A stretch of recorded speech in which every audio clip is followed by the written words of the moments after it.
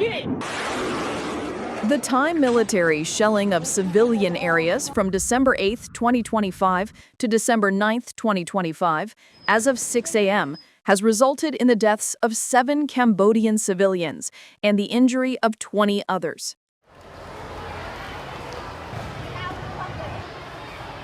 I also want to evacuate.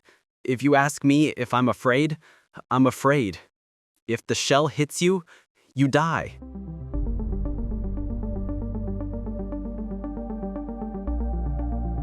I am too worried about my house. I want to go back to see the house and property, but my wife and my children did not allow it because the Thai forces are still firing.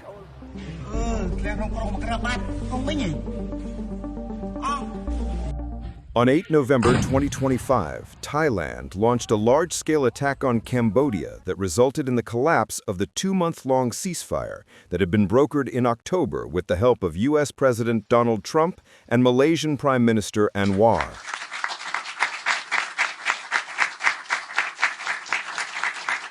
To prevent the conflict from escalating, I held phone calls with both leaders. I was actually at Turnberry in Scotland when I did this. And we had a lot of phone calls, the 3 of us and then the 4 of us. We had a lot of phone calls. It was a beautiful day. I remember how beautiful it was. Turnberry is a great place, but I said, this is much more important than playing around the golf. So we sat there all day long making phone calls, and it was amazing the way it came together very quickly. I mean, really very quickly. You caused me very good entertainment. I could have had a lot of fun, but this is much more fun for me than anything having to do with almost anything, because you're saving people and you're saving countries. But ask them to choose the path of prosperity and peace over needless bloodshed and war. At the end of July, after extremely productive discussions, we reached a ceasefire. 10 months, I ended 8 wars, including Kosovo, Serbia. And I hate to say this, one named Cambodia, Thailand, and it started up today. Tomorrow I'll have to make a phone call, and I think they'll get us. Who else could say, I'm going to make a phone call and stop a war of 2 very powerful countries, Thailand and Cambodia? They're going at it again. Thank you very much, everybody. I appreciate it. After the Trump administration failed to keep the ceasefire in place for more than 2 months, the United Nations recently stepped in. I'm concerned by reports of renewed armed clashes between Cambodia and Thailand.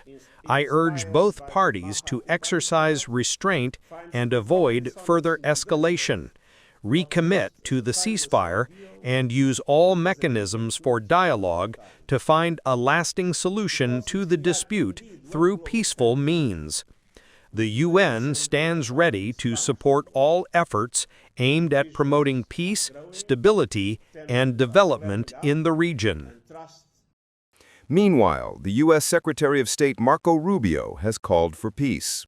The United States is concerned by ongoing fighting and casualties along the Cambodia-Thailand border. Both sides should immediately cease hostilities, protect civilians, and return to the de-escalatory measures outlined in the Kuala Lumpur Peace Accords.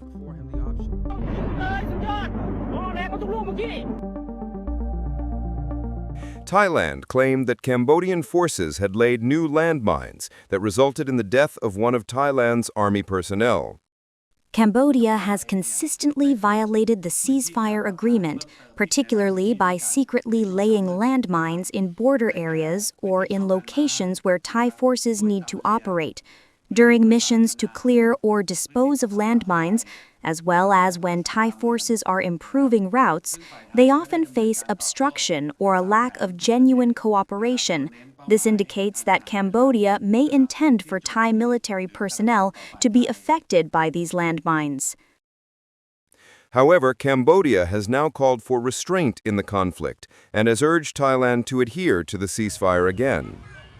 The Ministry of National Defense and the Royal Cambodian Armed Forces of Cambodia would like to express our unwavering support for the Cambodian government in its negotiations to seek the safety and security of the Cambodian people in accordance to the international law. At the same time, Cambodia also calls on the Thai side to return to negotiations respecting the ceasefire and peace agreement between Cambodia and Thailand that was signed on October 26 under the patronage of President Donald Trump and Malaysian Prime Minister Anwar Ibrahim as the rotating chair of ASEAN. Since the collapse of the Thailand-Cambodia ceasefire, U.S. President Donald Trump has been silent on the topic, one on which he once made tall claims. Will Trump take any accountability for the failed peace?